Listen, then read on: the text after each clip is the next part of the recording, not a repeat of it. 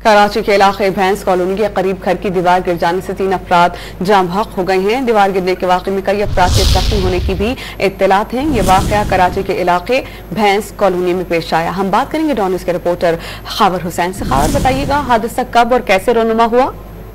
जी, ये भैंस कॉलोनी का इलाका है जहां पर घर की दीवार गिरने से 3 अफराद जाँ बहक और मुताबिक जख्मी हो गए हैं, जिन्हें फौरी तौर पर जिना अस्पताल मुंतकिल किया गया है जहां उन्हें तिब्बी इमदाद दी जा रही है, जबकि जो जाँ बहक होने वाले अफराद हैं उनकी मैयतों को भी जिना अस्पताल मुंतकिल किया गया है। ये हादसा बोसीदा दीवार थी उससे गिरने से पेश आया है। जो इमदादी सरगर्मियों में हिस्सा ले रहे हैं इस वक्त इमदादी कारकुन वो मौके पर मौजूद हैं और मलबे को हटाने की कोशिश की जा रही है और वहाँ से जो जख्मी थे उन्हें फौरी तौर पे करीबी अस्पताल मुंतकिल किया गया था और जिना अस्पताल की मैयतों को मुंतकिल किया गया। जो जाँ बहक हुए हैं तो वहाँ पर उनका पोस्टमार्टम होगा और उसके बाद ज़ाब्ते की कार्रवाई के बाद मैयतें वर्षा के हवाले कर दी जाएंगी। जी, बहुत शुक्रिया, आप हमें अपडेट कर रहे थे खाबर।